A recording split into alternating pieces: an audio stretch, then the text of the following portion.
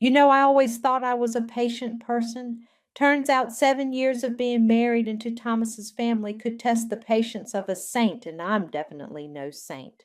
My name is Stacy, by the way, and for 7 long years I've navigated the treacherous waters of the Henderson clan, a family so wealthy and self-important they probably thought oxygen owed them a thank you note for breathing it. My apartment, the one I'd scrimped and saved for before Thomas and I even met, was my sanctuary. It wasn't huge, just a cozy 2 bedroom in a vibrant part of the city, sunlight always finding its way through the big windows, a mismatched collection of furniture that told the story of my life. I loved it. To them, it was a charming little starter flat, a phrase usually delivered by my mother in law, Naomi, with a pitying smile that made me want to scream. "Oh, Stacy, dear," Naomi would coo, her eyes sweeping over my living room during one of her rare forced visits. "It's just so intimate. How do you manage when you have people over? Not that you could have many, of course." Her daughter, Jillian, Thomas's sister, would usually be smirking beside her. "It's very practical, isn't it? I suppose it's good to be sensible with your finances when you're, well, you know." The unspoken "not like us" hung heavy in the air. And Thomas? My dear, conflict avoidant Thomas would just offer a weak, placating smile. Later, when I'd inevitably vent, he'd say, "Aw, come on, Stace. They don't mean anything by it. That's just how they are. Don't take it so personally." "Not take it personally?" I'd hiss back, usually pacing our small kitchen. "They're basically calling our home a shoebox and me a charity case, Thomas. How else am I supposed to take it?" He'd sigh, running a hand through his hair. "They're just old-fashioned. They like big houses. It's not a reflection on you." But it always felt like a reflection on me. Every family gathering at their sprawling, soulless mansion, a place so large you needed a map to find the bathroom, was an exercise in subtle and not so subtle humiliation. My clothes weren't designer enough. My job wasn't prestigious enough. My opinions weren't, well, theirs. Jillian, especially, seemed to take a perverse pleasure in highlighting my perceived inadequacies. At one particularly excruciating Sunday brunch, she loudly admired a new diamond bracelet her husband Parker had gifted her.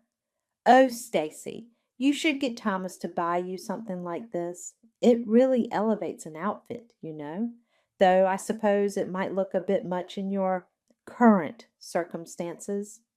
I just smiled tightly and said, "I prefer things with a little less sparkle and a little more soul, Jillian, but it's lovely on you." Thomas had kicked me under the table. "Be nice," he'd mouthed. Nice? I was practically a diplomat. The worst part was, I knew Thomas saw it. He wasn't stupid. He just chose every single time to prioritize their feelings, their comfort, their delicate sensibilities over mine. His spine seemed to dissolve the moment his mother or sister entered the room. Christmas was always the pinnacle of the Henderson family performance. Usually it was held at Naomi and Leonard's ostentatious estate, a command performance where everyone played their signed roles. Naomi was the gracious, if slightly condescending queen. Leonard, her husband, was the benevolent patriarch, occasionally booming about stock prices. Jillian and Parker were the golden couple, and Thomas and I were the supporting cast, mostly there to make them look good by comparison. I dreaded it. The forced smiles, the passive aggressive gifts, a subscription to Good Housekeeping from Naomi one year, to give you some ideas, dear, the endless parade of their achievements. This year, with December looming, a familiar knot of anxiety began to tighten in my stomach. I was already mentally preparing my excuses for early departure, my practiced smiles, my non-committal grunts in response to their barbs. I just wanted to get through it, to retreat back to my little apartment and breathe. Then, last Tuesday afternoon, my phone buzzed. The caller ID flashed, Naomi. My stomach didn't just sink, it plummeted straight through the floor, probably landing somewhere in the apartment below. I took a deep breath, plastered on a fake smile I knew she couldn't see but could probably sense, and answered, Stacy, dear. Her voice was like poisoned honey, sickeningly sweet.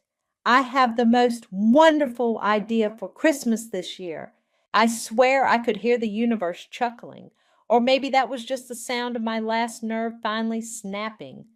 Oh, I managed, trying to keep my voice light, though I felt a cold dread creeping up my spine. Wonderful how, Naomi?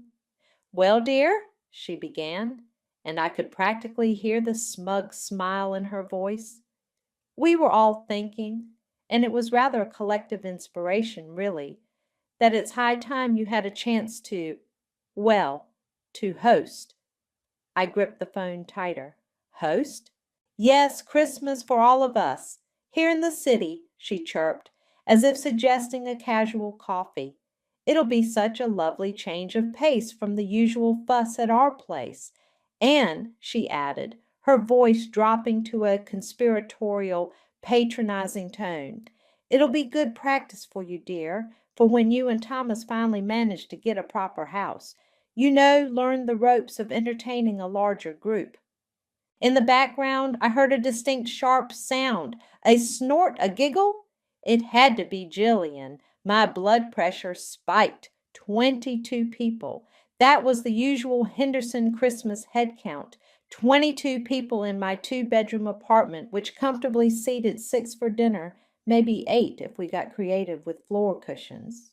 I glanced around my living room, my sanctuary.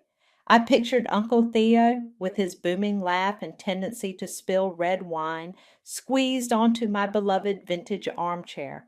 I imagined Aunt Presley, who chain-smoked on any available balcony, turning my small plant-filled one into an ashtray.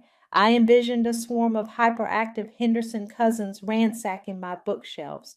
Naomi, I started, trying to sound reasonable, my apartment.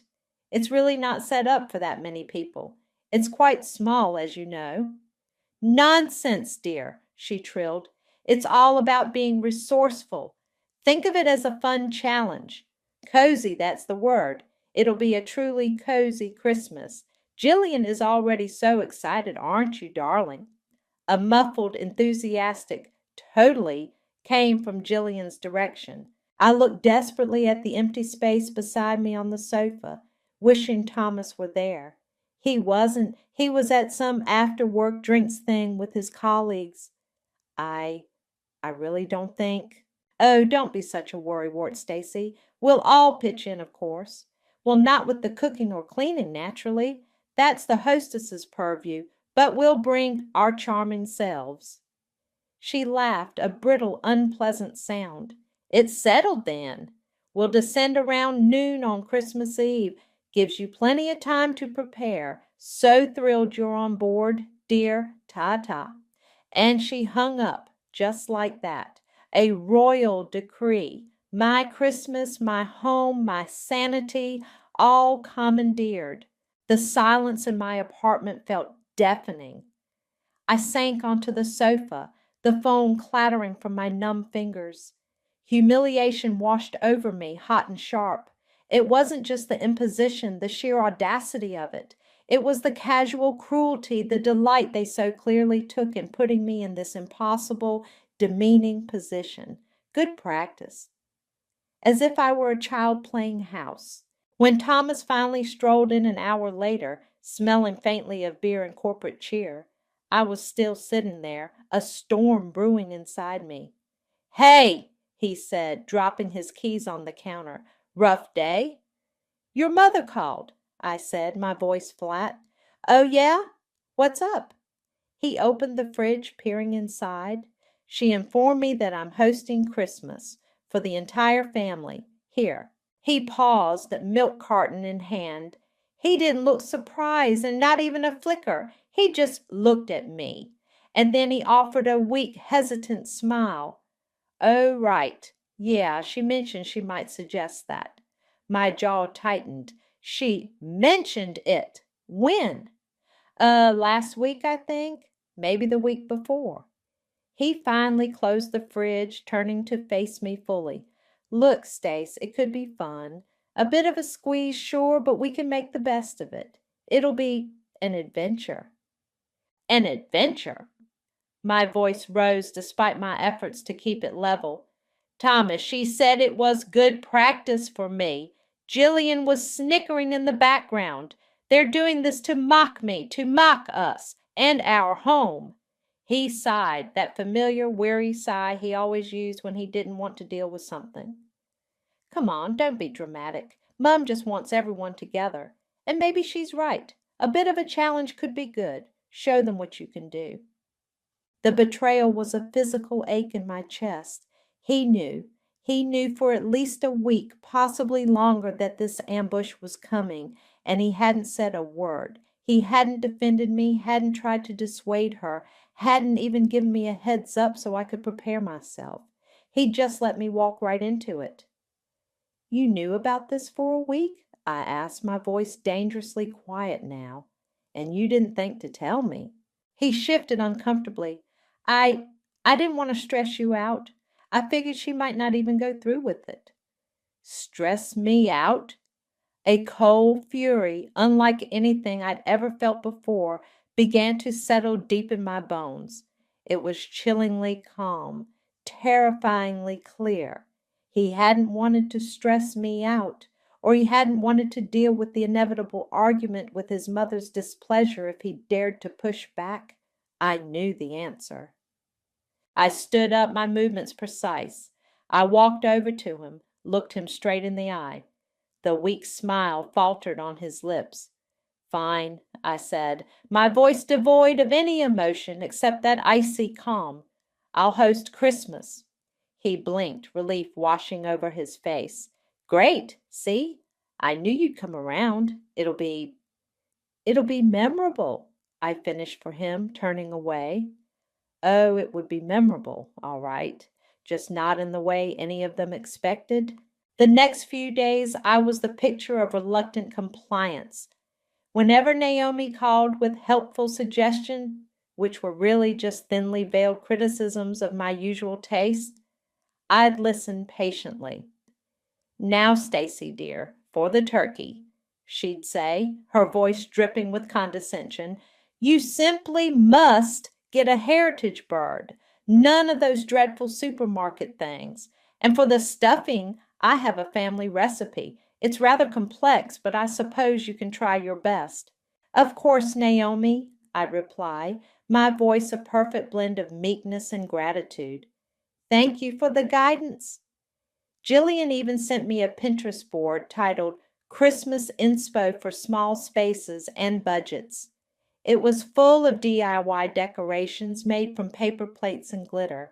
I wanted to throw my phone across the room. Instead, I texted back, So creative, Jilly. Thanks. Thomas, bless his oblivious heart, was thrilled.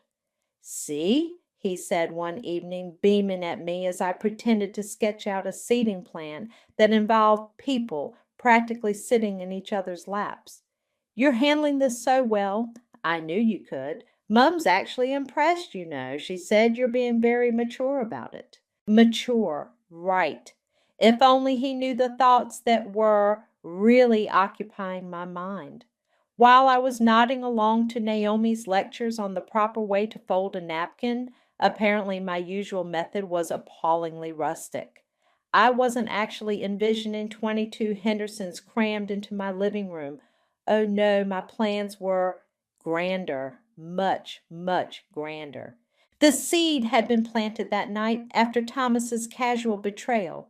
It started as a wild, impossible fantasy, a way to cope with the rage. But the more I thought about it, the more it took shape, twisting from a daydream into something tangible, something audacious, something that might actually work. The real turning point, the moment that erased any lingering speck of doubt, any misguided loyalty I might have still felt towards Thomas, came a few days later. He was out playing squash with Parker. a weekly ritual I usually appreciated for the peace and quiet. I was tidying up and his tablet was lying on the coffee table, screen dark. We shared it sometimes, mostly for streaming movies. On a whim, I picked it up. It wasn't password protected. A notification banner was at the top of the screen, a new message in a group chat. The group chat name? Operation Humble Stacy. My blood ran cold. My fingers trembled slightly as I tapped it open. The participants were Naomi, Jillian, and Thomas, my husband. The messages scrolled back for weeks, maybe even months. Naomi. Just had another chat with T. He's on board with the Christmas idea, thinks it's for the best. Jillian. LOL. Can't wait to see her face. Does she even own enough plates? Betting $50 she has a meltdown by Christmas Eve dinner. Naomi. Jillian, be nice. It's a learning experience for her. Though I'll take that bet. $100 says she's crying before the appetizers are even served. Parker, via Jillian presumably. Make it $150. This is going to be comedy gold. My eyes scanned frantically, searching for Thomas's contributions, and there they were. Thomas, she's been a bit uppity lately, needs to be taken down a peg or two. Thomas, agreed. She needs to learn her place. This will be good for her. Thomas, don't worry, I'll manage her. She'll complain, but she'll do it. She always does.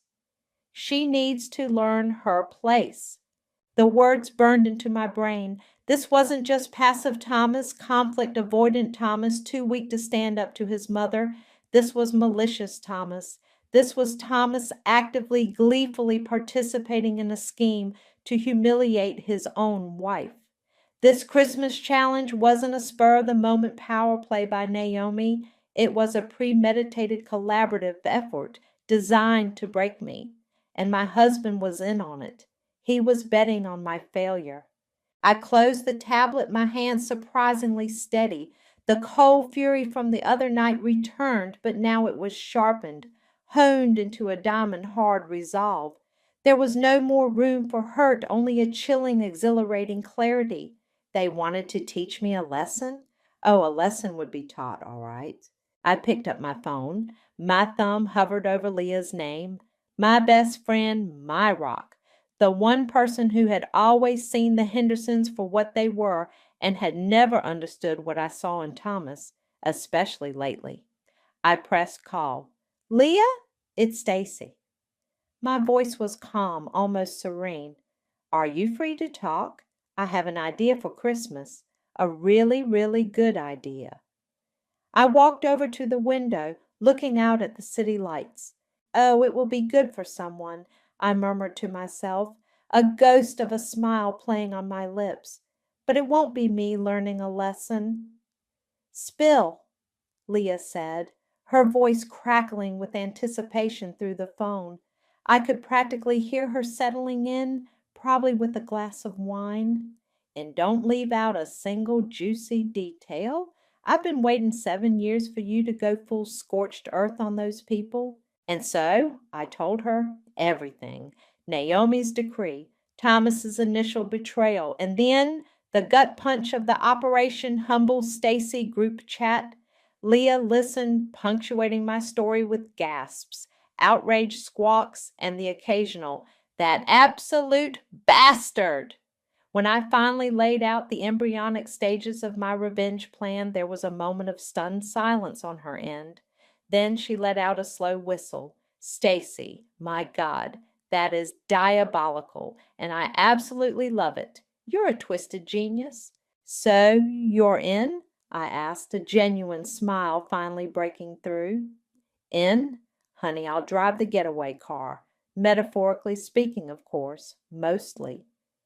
With Leah as my enthusiastic if virtual co-conspirator, the plan began to take on a beautiful sharp-edged clarity.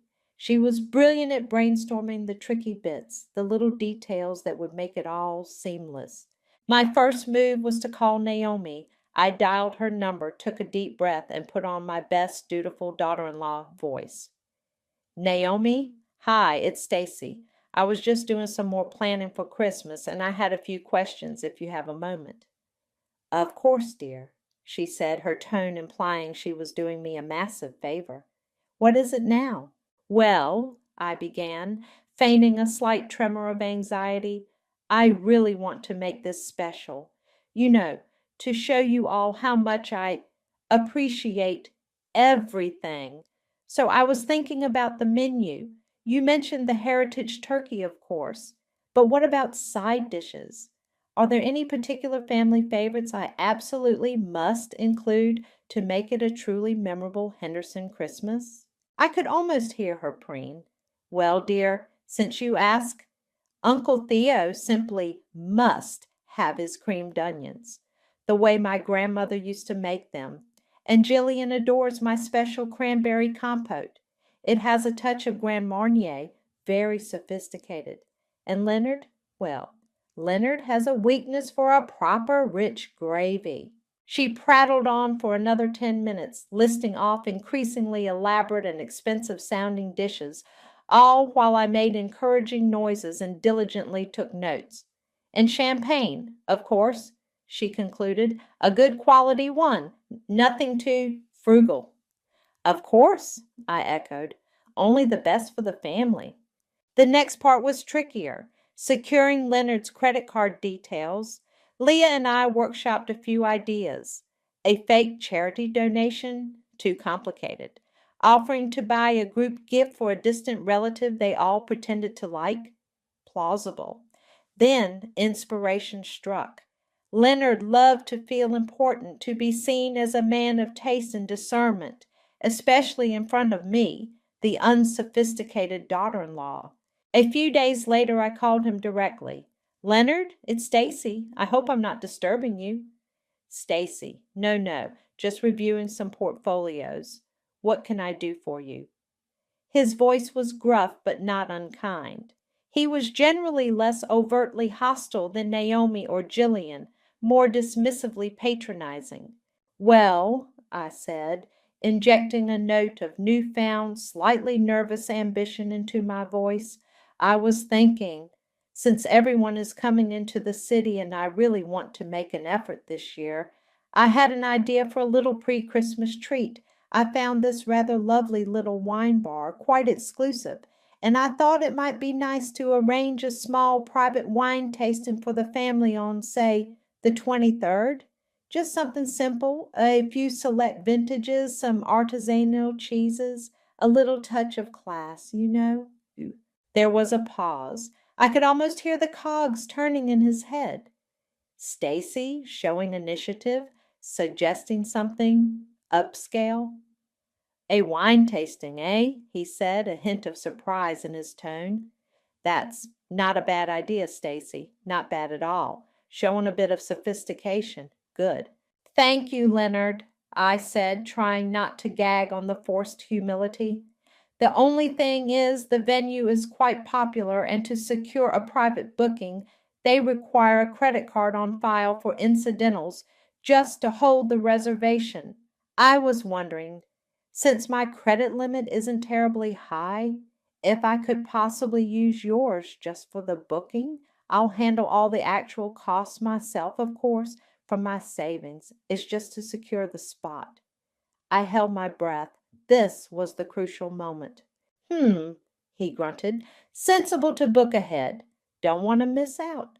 All right, Stacy, just for the booking, you say? Absolutely, I chirped. Just a formality. Very well.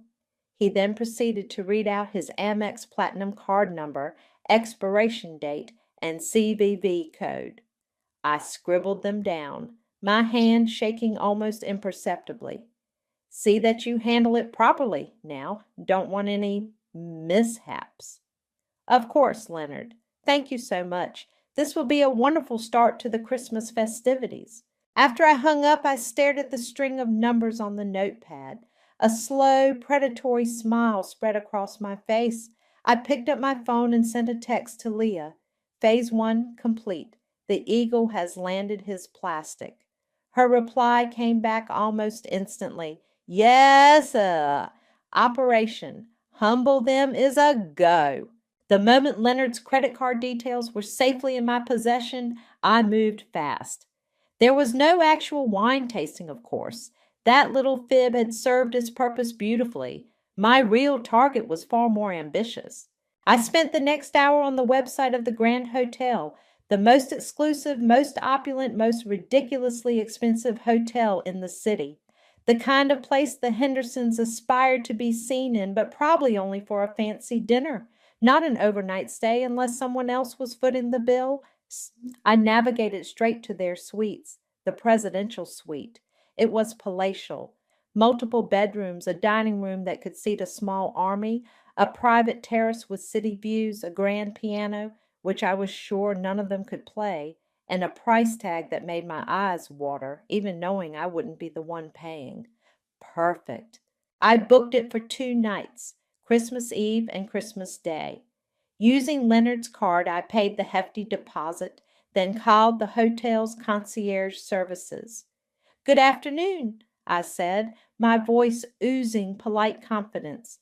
"I'm calling regarding a booking for the presidential suite under the name Henderson.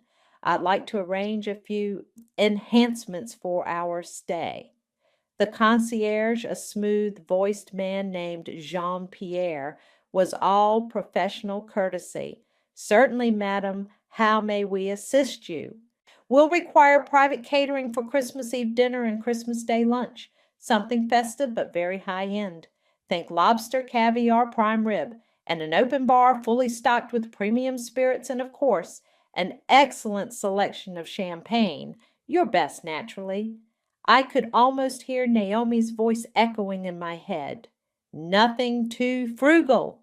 "And could you ensure there are lavish floral arrangements throughout the suite, and perhaps some age-appropriate high-end stocking stuffers for the younger members of the party, and a few extra bathrobes, the fluffiest ones you have?" I kept adding requests, each one more extravagant than the last, all to be charged to the room. Jean-Pierre took it all in stride, assuring me everything would be magnifique. Once the hotel arrangements were locked in, it was time for the invitation. I spent an evening designing a beautiful, elegant Evite, gold lettering on a deep crimson background, tasteful snowflakes drifting across the design. It looked incredibly expensive. The text read, "Dearest Family." This year, I wanted to do something truly special for Christmas to express my gratitude for all your guidance and support over the years. As a token of my appreciation, please accept this invitation for an unforgettable Christmas celebration. Join us for an all-expenses-paid luxury experience at the Grand Hotel in the Presidential Suite from noon on December 24th until checkout on December 26th. All catering, beverages, and festive cheer will be provided. My gift to the family. With love and anticipation, Stacy. I hit send, and the Evite winged its way to 22 Henderson email addresses, including Thomas's. I pictured their faces, the initial confusion, the dawning disbelief, and then inevitably the greed. It didn't take long. My phone started buzzing within minutes. First a text from Jillian. "Stacy? Is this for real? The Grand?" Then a call from Thomas, his voice a mixture of shock and something I couldn't quite decipher. Was it pride or suspicion? "Stace, what is this? The presidential suite? How?" "It's my Christmas gift to the family, sweetie," I said, my voice dripping with saccharine sweetness. "I've been saving up. I just wanted to do something nice to show everyone how much I care." "But the cost?" he stammered. "Don't you worry your pretty little head about that," I cooed. "It's all taken care of." The Hendersons, after their initial shock, reacted exactly as I'd predicted. They were suspicious at first. How could Stacy afford this? Was it a trick? Then their inherent arrogance and sense of entitlement kicked in. Of course, Stacy was finally trying to impress them. She'd probably taken out a massive loan, or maybe Thomas was secretly bankrolling it to make her look good. Either way, a free luxury Christmas. They weren't about to question it too closely. The pinnacle was the call from Naomi. Her voice, usually so sharp and critical, was practically purring. "Stacy, darling," she began, a tone of astonished approval I'd never heard from her before. "We received your rather extravagant invitation. The Grand Hotel, my. I just wanted everyone to have a wonderful, relaxing Christmas, Naomi," I said, laying it on thick. "You all deserve to be pampered." "Well, it's certainly a gesture," she conceded. Then her voice softened, almost conspiratorially. "Perhaps there's hope for you yet, dear, learning to appreciate the finer things. Leonard is quite impressed. He said you even organized a little wine tasting beforehand. Very thoughtful." I could barely contain the smirk threatening to split my face. "I just want everyone to have an unforgettable Christmas," I repeated, my voice a perfect imitation of sincerity. "Oh, I'm sure it will be, dear," Naomi said, practically cooing now. "Quite unforgettable." Unforgettable. She had no idea. Christmas Eve arrived, and with it the Henderson horde. They didn't so much enter the presidential suite at the Grand Hotel as descend upon it, a swarm of locusts in expensive, slightly too loud resort wear. Their eyes, wide and gleaming with avarice, scanned the opulent surroundings, the soaring ceilings, the plush velvet sofas, the glittering chandeliers, the panoramic city views. "Well, Stacy," Naomi declared, sweeping into the grand salon as if she owned the place, which in a way she temporarily did, or at least her husband's credit card did. "I must say this is adequate." Coming from her, that was practically a rave review. Jillian, right behind her, let out a low whistle. "Not bad, Stace, not bad at all. Did Thomas win the lottery or something?"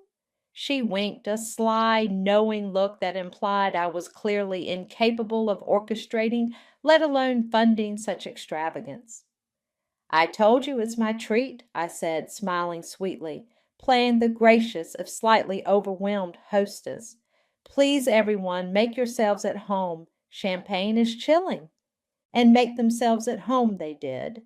Within minutes Uncle Theo had claimed the best armchair, his booming voice echoing through the suite as he demanded someone find the sports channel on the enormous flat-screen TV.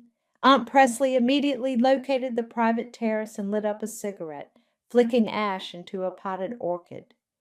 The various cousins, ranging in age from preteen to early 20s, tore through the suite like a pack of sugared-up hyenas, opening every door, bouncing on the beds, and loudly debating who got which of the lavishly appointed guest rooms. The hotel staff, bless their professional souls, were models of polite efficiency, but I saw the occasional flicker of bewilderment in their eyes as they navigated the chaos. Waiters circulated with silver trays laden with champagne flutes and elaborate canapes. The Hendersons grabbed them without a word of thanks, often talking right through the staff as if they were invisible. "More champagne?" bellowed Leonard from across the room, snapping his fingers at a passing waiter who looked barely old enough to shave. "And tell them to bring up those lobster puffs again," Jillian called out, her mouth full. "These are divine. You should get the recipe, Stacy, though you'd probably mess it up in your tiny kitchen." I just smiled. "Of course, Jillian, I'll ask."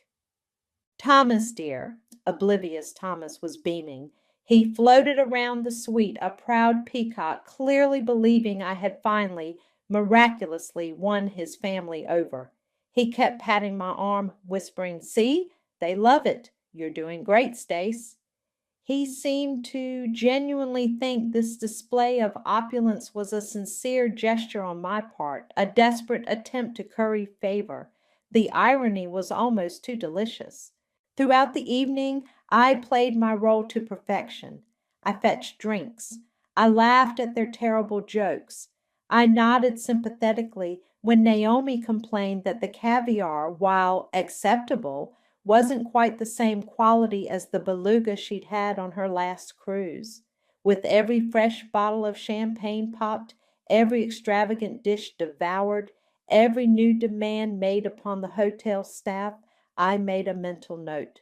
I'd had a quiet word with Jean Pierre, the concierge, earlier. Any additional charges? I'd murmured, slipping him a generous tip from my own cash. Any breakages? Any special requests from my enthusiastic family members? Please ensure they are added directly to Mr. Leonard Henderson's room account. He's insisted on covering all incidentals. Jean Pierre had given me a discreet, understanding nod. But of course, madam, consider it done. The night wore on, a blur of forced cheer and blatant excess. They complimented me in their backhanded way. "You're finally learning how to do things properly, Stacy," Parker, Jillian's equally smug husband, remarked, swirling a glass of eye-wateringly expensive single malt Scotch. "Though I dread to think what this is costing you." He winked at Thomas.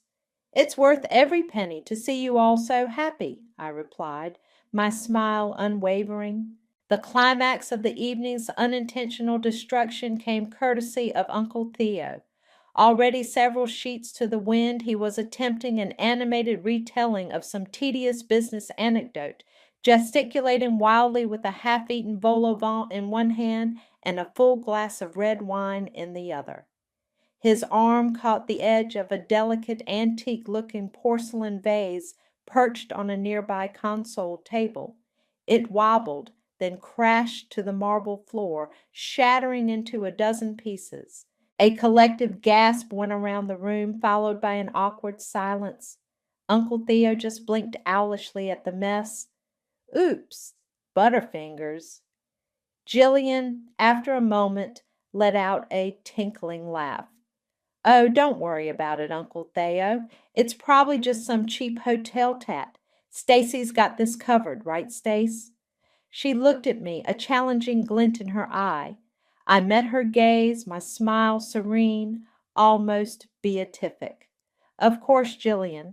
Don't give it another thought. Everything is taken care of." As a liveried hotel attendant discreetly appeared to sweep up the porcelain shards, I caught Jean Pierre's eye across the room. He gave me the smallest, almost imperceptible nod. The cost of one antique Qing Dynasty replica vase was now happily residing on Leonard's growing tab. This Christmas was indeed proving to be unforgettable. Christmas morning dawned, or rather staggered into existence. The presidential suite looked like a Romanov palace after a particularly rowdy peasant uprising. Champagne flutes lay abandoned on every surface, some still holding dregs of bubbly, others overturned in sticky puddles. Canapé crumbs littered the expensive rugs. A stray sequin from someone's party dress glittered forlornly under the grand piano. The Hendersons emerged slowly one by one, looking considerably less glamorous than the night before. They were hungover, bleary-eyed, and already complaining. "Ugh, my head," groaned Jillian, flopping onto a chaise lounge, still in her silk pajamas. "Someone get me a mimosa, and tell room service to be quick about it. This Stacy-sponsored luxury is something I could get used to." Naomi, surprisingly chipper despite the carnage, was already mentally redecorating the suite. "You know, Stacy, if you'd chosen a slightly different color palette for the floral arrangements, it would have been much more effective. But a good effort, dear, a good effort. We'll have to do this again next year, perhaps a ski chalet in Aspen." They lounged around, picking at the remnants of the Christmas Day brunch I'd pre-ordered. More lobster, more prime rib, more champagne, completely oblivious, utterly entitled. They discussed their presents, compared their hauls, and made casual dismissive remarks about the charming, if rather small, gifts I'd given them, thoughtful, carefully chosen books and artisanal chocolates, which had clearly been overshadowed by the sheer scale of the suite. Around 11:30, as the designated checkout time of noon approached, they began to gather their belongings, a slow, reluctant process. There was no sense of urgency, no thought of settling any bills. Why would there be? Stacy was covering it all, good old, easily manipulated Stacy. I watched them, a small, almost imperceptible smile playing on my lips. I'd already packed my small overnight bag, the one I'd actually brought, and it was waiting discreetly by the service entrance. My real luggage was already in a taxi en route to the airport. Just as Leonard was barking at Thomas to find that blasted bellhop for the bags, a distinguished figure appeared at the main doorway of the suite. It was Mr. Flores, the hotel manager, looking impeccably professional in his tailored suit, a polite but firm smile on his face. He held a leather-bound folder. "Good morning, Mr. Henderson," he said, his voice calm and clear, cutting through the general hubbub. "I trust you and your family enjoyed your Christmas stay with us at the Grand?" Leonard puffed out his chest. "Yes, yes, very satisfactory. Excellent service. My daughter-in-law, Stacy, arranged it all. Quite the surprise." He gestured vaguely in my direction. I offered a bland, pleasant smile. "Indeed," Mr. Flores said, his gaze briefly flicking towards me before returning to Leonard. "If you'd just like to come to the front desk at your convenience, sir, we can settle the account for your stay, the catering, the private bar service, and, of course," he paused delicately, "any incidental damages." He opened the folder, revealing a very, very long itemized bill. A sudden, sharp silence fell over the room. Naomi, who had been examining her reflection in a gilded mirror, froze. Jillian stopped mid-sip of her mimosa. Leonard blinked. "Settle the account? What are you talking about? Stacy paid for everything. It was her gift." He chuckled, a dismissive, slightly confused sound. "Isn't that right, Stacy?" All eyes turned to me. I maintained my serene smile. "I made the initial arrangements, Leonard, as my gift for the first night's accommodation. As I recall, you kindly offered your card to secure the booking and cover any additional expenses beyond that." Mr. Flores nodded smoothly. "That is correct, Mr. Henderson. The initial deposit covered the suite for Christmas Eve, all subsequent charges for Christmas Day, the extensive catering, the fully stocked open bar, the floral arrangements, the premium stocking stuffers, the additional staff overtime for the holiday, and, of course, the replacement costs for the antique Qing Dynasty replica vase have been charged to the card you provided at booking." He even produced a small, neatly printed copy of the credit card authorization slip, the one Leonard had presumably signed when he checked in under the assumption it was a mere formality. Leonard's signature was clearly visible. The color drained from Leonard's face. He snatched the bill from Mr. Flores, his eyes scanning the columns of figures, his jaw slackening with every line. Naomi let out a strangled shriek. "Leonard, what is the meaning of this? What is that number at the bottom?" Jillian's perfectly made-up face was a mask of pale horror. Parker looked like he was about to be sick. Uncle Theo, miraculously somewhat sober, just stared, his mouth agape. There must be some mistake," Leonard finally sputtered, his voice hoarse. This is outrageous. Stacy, you said—" Thomas, who had been standing by silently, a confused frown on his face, finally seemed to grasp the enormity of what was happening. His head whipped towards me, his eyes wide with dawning horrified comprehension.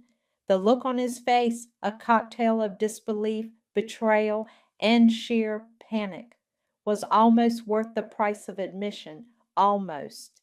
By then, I was already slipping out the service door, my small bag in hand, the sounds of chaos erupting behind me, Naomi's escalating shrieks, Leonard's sputtering protests, Jillian's incredulous wails, were music to my ears. I didn't look back. My phone was already switched off. My pre-booked taxi was waiting. As it pulled away from the Grand Hotel, heading towards the airport, I allowed myself a small, satisfied sigh. I had only one regret, that I couldn't see their faces in person as the full weight of that bill, a figure well into the 5 digits, possibly nudging 6, truly sank in. But then again, imagination can be wonderfully vivid. I was already picturing it as I settled into my business class seat, sipping complimentary champagne on a flight to a secluded beach in Thailand, a world away from the Henderson Christmas catastrophe. The turquoise water lapped gently at the white sand, a soothing counterpoint to the faint reggae music drifting from the beach bar. I took another sip of my mango smoothie, the sun warm on my skin. It had been, I calculated, about 72 hours since the Hendersons' Christmas morning surprise. 72 hours of blissful, uninterrupted silence from that particular quarter. My old phone, the one with the Henderson adjacent contacts, was probably a smoldering wreck of missed calls and furious texts by now. I'd left it with Leah, with strict instructions to only power it on occasionally, purely for her own amusement, and to relay only the most pertinent or entertaining updates to my new untraceable Thai SIM card. My new phone buzzed on the sarong beside me. It was Leah. "You are an absolute legend," she said without preamble. Her voice was thick with laughter. "I just checked the old phone. 37 missed calls from Thomas, 12 from Naomi, 8 from Jillian, and a string of voicemails that are pure gold. You want the highlights?" "Give me the short version," I said, smiling. "I'm trying to achieve inner peace here." "Okay, short version. Thomas went through the 5 stages of grief in record time, started with confused pleading, moved to angry demands for an explanation, then descended into something resembling a toddler's tantrum, and finally landed on bitter accusations. Naomi's were mostly incoherent shrieking about ruin and ingratitude. Jillian seems to think you've committed a federal crime." "And the bill?" I asked, unable to resist. "Oh, the bill," Leah chuckled. "From what I can gather from Thomas's incoherent ramblings about financial Armageddon, it was substantial.